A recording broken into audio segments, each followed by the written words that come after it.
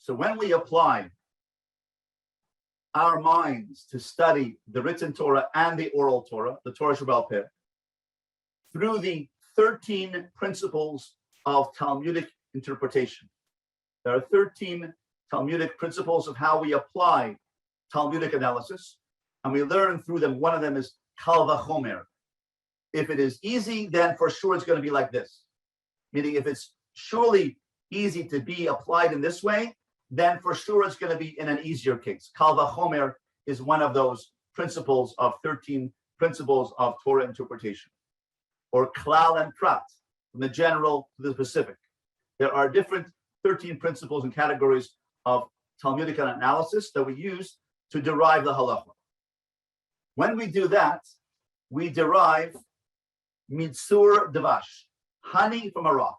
The Torah is a rock, it's a tzur, it's a rock. And our effort, our amelus b'Torah, our involvement in learning God's mind, God's will, is called deriving honey from the rock.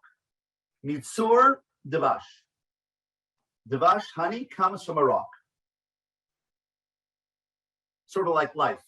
We derive honey from the rock of life. Hashem is the rock, the tzur olamim, the rock of ages.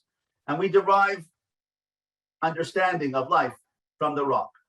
So too, in the rock of difficulties of our lives, as we say sometimes, I am stuck between a rock and a hard place. Through those difficulties, we learn who we are. It's because of love that Hashem sent us these challenges, these rocks, these boulders of our lives, in order to test us, to bring out something that may have lain dormant within ourselves. Everything that Hashem does is out of love, even though it doesn't taste that way or feel that way at the beginning, while we're going through it. And nevertheless, the purpose of it is for us to grow and to derive through amelus, not only through the Torah, but also the Torah Sheba'al Peh, and also through the rocks, the challenges and tests that Hashem sends us. We derive our growth. That's honey from a rock.